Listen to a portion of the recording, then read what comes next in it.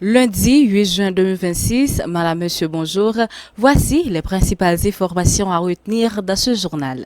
Livre en folie 2026, le MNFP renouvelle son soutien à l'éducation et à la lecture. Le ministère de l'Éducation nationale et de la formation professionnelle, MNFP, a participé ce jeudi à la 32e édition de Livre en folie. À travers un stand dédié, l'institution a présenté plusieurs documents liés aux réformes et aux orientations du système éducatif haïtien.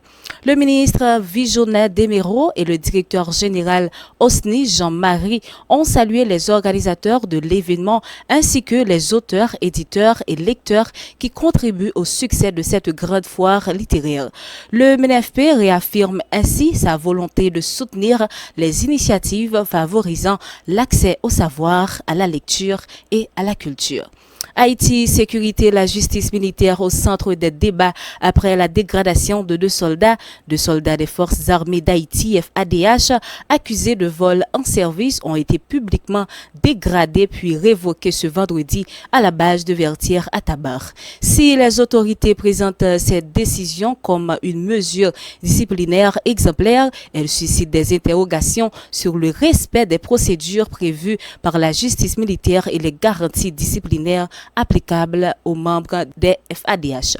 Haïti, justice, affaire Jovenel Moïse, Michel Joseph Martelly, attendu devant la chambre d'instruction criminelle le 18 juin. L'ancien président haïtien Michel Joseph Martelly est convoqué le 18 juin 2026 devant la chambre d'instruction criminelle dans le cadre de l'enquête sur l'assassinat de Jovenel Moïse. Cette audition s'inscrit dans le cadre du supplément des formations ordonnées par la juridiction compétente. L'ancien chef d'État devra être entendu par le magistrat instructeur afin d'éclaircir certains éléments du dossier. Sur le plan économique, Haïti à la 114e conférence internationale du travail, l'emploi au cœur des préoccupations. Haïti participe à la 114e conférence internationale du travail de l'OIT à Genève, représentée par le ministre des Affaires sociales et du Travail, Marc-Élie Nelson, et la directrice générale de l'ONA, Lovely François. Alors que les discussions portent sur le travail décent et la protection sociale, la situation de l'emploi en Haïti demeure préoccupante.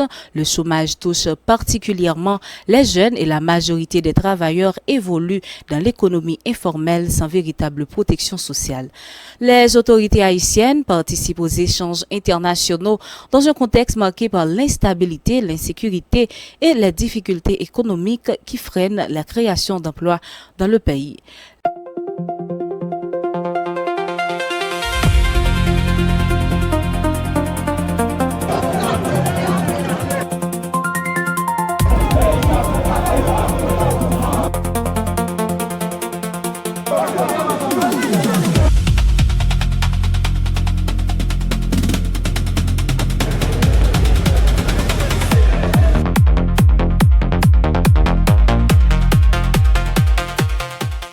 Haïti Justice, le CSPJ maintient 26 noms, certification et valide 6 magistrats.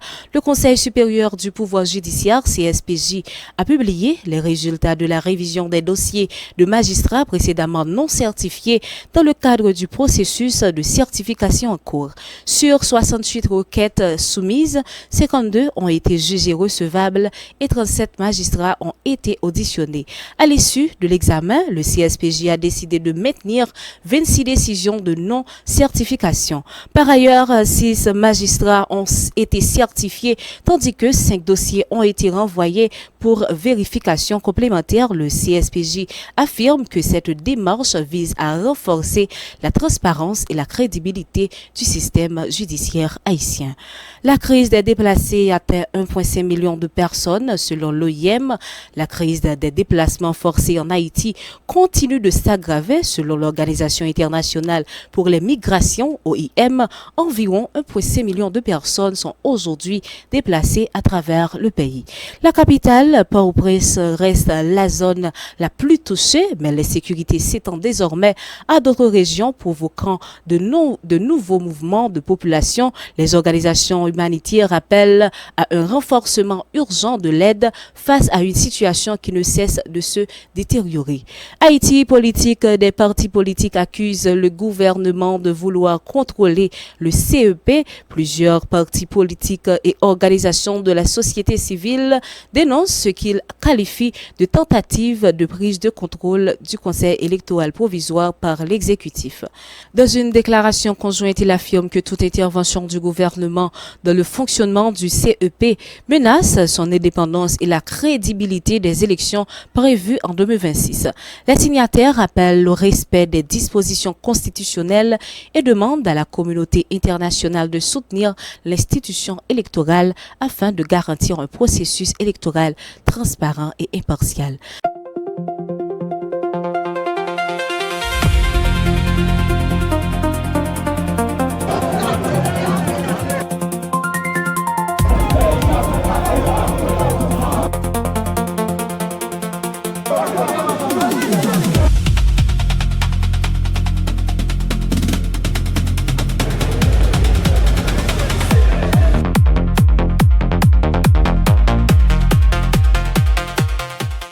À l'échelle internationale, États-Unis, un juge fédéral bloque une politique migratoire visant 39 pays. Un juge fédéral américain a annulé une politique migratoire de l'administration Trump qui suspendait le traitement de nombreuses demandes d'immigration pour les ressortissants de 39 pays. La mesure, mise en place après un incident impliquant la garde nationale, concernait plusieurs types de demandes, dont l'asile, des permis de travail et les demandes de résidence permanente. Dans sa décision, le juge a estimé que les autorités migratoires avaient outrepassé leurs pouvoirs et que la politique avait créé une situation d'incertitude juridique pour de nombreux migrants. Cette décision constitue un revers important pour l'administration et pourrait affecter des milliers de dossiers en attente. Tension au Moyen-Orient, échange de frappes entre Iran et Israël, inquiétude d'escalade régionale. Une nouvelle flambée de tension oppose l'Iran et Israël après des tirs de missiles iraniens interceptés par la défense israélienne, suivis de frappes israéliennes dans la région de Beyrouth. Aucune victime n'a été signalée en Israël, mais plusieurs pays de la région ont restreint leur espace aérien par précaution. Les deux parties échangent menaces et avertissements, tandis que la communauté internationale appelle à la retenue face au risque d'escalade. On termine ce journal avec les informations sportives. Christian Eriksen s'est effondré sur le terrain lors du match amical entre la sélection danoise et la sélection ukrainienne 5 ans après son malaise pendant l'UEFA Euro 2020. La sélection danoise a indiqué qu'Eriksen allait bien, qu'il a quitté la pelouse par ses propres moyens et qu'il sera transporté à l'hôpital pour des examens complémentaires. Le match a été interrompu. Il est temps de clore ce journal. Merci madame, monsieur de l'avoir suivi. C'était avec vous, Française Jean, pour la présentation de l'émission Info 30 et on vous dit déjà au revoir, à la prochaine.